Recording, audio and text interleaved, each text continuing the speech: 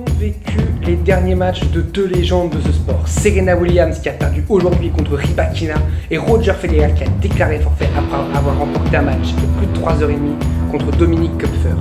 Pendant ce temps-là, on a l'affiche de rêve entre Dani Medvedev et Stefanos Tsitsipas pour les quarts de finale. On en parle tout de suite. Profiter un peu de celui-là. Après, j'ai dû voir l'équipe et voilà, pas fêter ça parce qu'il y a le couvre-feu, c'est ça? C'est ça. Voilà, alors, pas de fête ce soir, repos. Salut à tous, j'espère que vous allez bien. Je suis très heureux de vous retrouver aujourd'hui. Débrief du 8e jour de Roland Garros. Ça y est, on arrive au-delà de la moitié. C'est la deuxième semaine qui commence. C'est là où les plus forts vont commencer à se rencontrer. Il n'en restera qu'un, il n'en restera qu'une.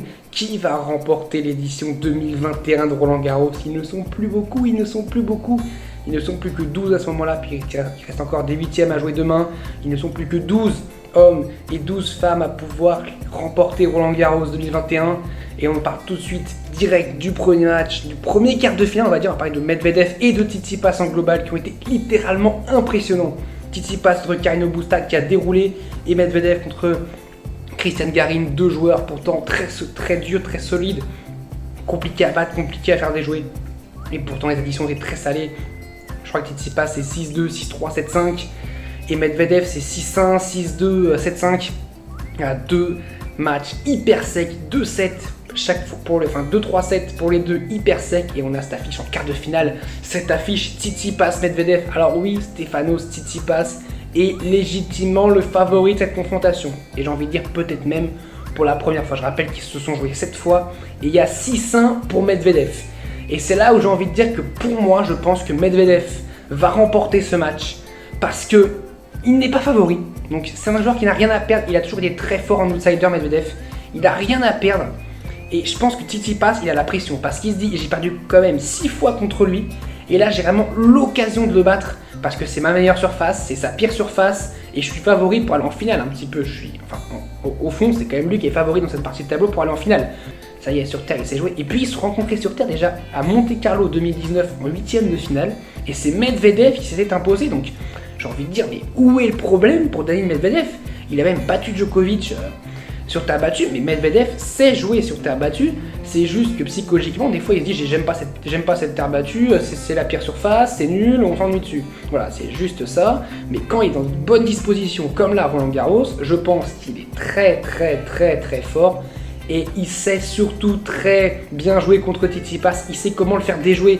Et 6-1, c'est pas comme s'il s'était joué. Bien sûr, Novak Djokovic en finale de l'Open d'Australie, Dominic Thiem à l'US Open 2020.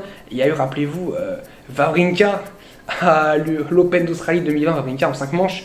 C'était un Wawrinka dans les 5e sets, toujours hyper fort, hyper solide. Donc voilà, pour moi, j'irais plus sur Medvedev qui remporte cette affiche, mais c'est une affiche évidemment de rêve. Alors, cette fois une mauvaise nouvelle un petit peu, est-ce qu'on n'a pas vécu la fin à Roland Garros de Roger Federer et de Serena Williams? Je parle juste à Roland Garros, je parle pas en général, je parle à Roland Garros. Alors j'ai le communiqué de presse de Roger Federer pour son forfait, je vous lis. Donc après avoir discuté avec mon équipe, j'ai décidé que je devais me retirer du tournoi de Roland Garros. Aujourd'hui, après 2 opérations du genou et plus d'1 an de rééducation, il est important que j'écoute mon corps et que je n'aille pas trop vite dans le retour à la compétition. Je suis ravi d'avoir gagné 3 matchs. Il n'y a pas de meilleur sentiment que d'être de retour sur le terrain. Donc ça, c'est ce qu'a dit Roger Federer. Guy Forget a répondu: le tournoi de Roland Garros est désolé du retrait de Roger Federer qui a livré un magnifique combat hier soir, par du match contre Koepfer. Nous étions tous ravis de son retour à Paris où il a disputé 3 matchs de haut niveau. Nous lui souhaitons le meilleur pour la suite de la saison. Voilà, c'est le message de Guy Forget, le directeur du tournoi de Roland Garros, donc Federer qui est forfait. Berrettini du coup en quart de finale, Berrettini qui a été le premier quart de finaliste masculin du coup, alors qu'il aurait dû jouer demain normalement. Et puis Serena Williams, elle, qui a perdu contre Elena Rybakina. Et j'ai envie de dire que physiquement c'est compliqué pour elle d'enchaîner, surtout à Roland Garros. Et j'ai envie de dire, j'en suis sûr à 100% que Federer et Serena Williams ne gagneront plus Roland Garros. En tout cas, Federer ne gagnera plus Roland Garros, c'est sûr. Et Serena Williams, je pense que c'est pareil, ils gagneront plus Roland Garros. C'est la surface la plus dure physiquement et je pense que c'est trop dur pour eux. Wimbledon, pour moi, Wimbledon peut-être leur seule chance de les remporter parce que c'est là où le physique joue un peu moins. Évidemment, le physique joue, mais le physique joue un peu moins. Moi, je pense que Roger, son retrait, il y a vraiment beaucoup de polémiques, on va pas polémiquer là-dessus, mais reportant d'une semaine, ça veut dire qu'en fait, on peut pas s'en prendre à Roger de partir à ce moment-là parce que c'est ce jour-là où Roland Garros aurait dû se terminer. Donc en fait, Roger, il suit un petit peu le calendrier normal, et donc il a une semaine avant pour profiter de sa famille, avant de se préparer pour Halle, et pour bien sûr Wimbledon, et pour après les JO évidemment, puisque ses objectifs, on rappelle, c'est Wimbledon et les JO pour Roger Federer. Et Roland Garros, c'était évidemment que c'était un tournoi de préparation, enfin c'était pour voir si sur 3-7, si sur les meilleurs en 5 manches, il pouvait tenir, et on l'a vu, qu'il tenait plutôt bien. Alors, on va parler du circuit féminin, Badoza, elle m'épate, Paola Badoza, depuis son match contre Bogdan, où elle sauve une balle de match. Je me demande si la route vers la finale n'est pas toute tracée, parce que Vondrousova, ancienne finaliste en 2019, elle a fait un super match, franchement c'était un très beau match en 3 manches, 6-2 dans le dernier set, donc elle s'est pas fait peur dans le dernier set, elle a vraiment été, je trouve, plus forte que Vondrousova, et j'ai l'impression que dans la tête, elle est vraiment hyper forte. Quand on sauve une balle de match, de toute façon, derrière qu'on arrive à remporter le match, bien sûr qu'on a cet aspect de se dire, j'aurais pu ne pas être là, et je suis là, et là, elle aurait pu perdre le 3e tour, et elle est en quart de finale, et puis elle joue Zidansek en quart de finale, mais j'ai envie de dire, mais Paola Badoza, qui n'est pas ultra connue du grand public, mais qui a fait une excellente préparation sur terre battue, qui est très très bien classée à la race, qui peut pour moi aller en finale, voire même plus, je pense, moi je la vois comme ma favorite du tournoi personnellement. Alors Zverev qui a écrasé Nishikori, j'ai même presque mal pour Nishikori, qui s'est fait littéralement mais écraser. Zverev, évidemment, objectif final, il va chercher la finale évidemment, il va chercher de gagner la finale, mais son objectif évidemment, je pense que c'est la finale, et d'aller chercher Davidovich Fokina en quart de finale. Davidovich Fokina quand même en quart de finale, pour Zverev, il doit le battre. Et derrière, ce sera Medvedev ou Tsitsipas, sur un gros combat, donc il peut aussi tirer les marrons du feu de cette situation-là. Alors Zverev, il a fait un super match, mais j'ai quand même aussi à le critiquer, mais je me dis, mais pourquoi il ne fait pas ça avant? Il a été agressif, il est monté au filet, il n'a pas laissé de temps à Nishikori. Pourquoi il ne fait pas ça avant? Pourquoi il ne fait pas ça dès le premier tour contre Oteux? Alors là, ça va, il a juste fait un match en 5 manches, depuis c'est 3-7, 3-7, 3-7. Donc ça va, j'ai envie de dire, physiquement, Zverev est bien. Il a même dit que c'était l'un de ses meilleurs matchs en grand chelem en carrière, alors qu'il a joué pourtant des Djokovic, des Nadal, des Federer. Il a dit pourtant c'est peut-être l'un de ses meilleurs matchs en carrière. Contre Nishikori, c'est vrai que 6-4, 6-1, 6-1. Un combattant comme Nishikori, c'est pas un gars qui lâche. Nishikori, il va jouer jusqu'au bout.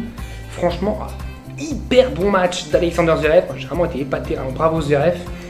Et alors le programme, évidemment, de demain. Alors, Jabber sur le central contre Korigov, Djokovic contre Lorenzo Musetti, Nadal contre Yannick Sinner. Alors c'est les Italiens face aux Everest du tennis. Qu'est-ce qu'ils peuvent faire, j'ai envie de dire, ils peuvent faire ce qu'ils savent faire, jouer de leur mieux, enfin en tout cas se faire plaisir, en tout cas Musetti lui se faire plaisir parce que voilà, je dis pas qu'il arrive de nulle part évidemment, Musetti c'est une pépite, mais ce qu'il fait c'est incroyable.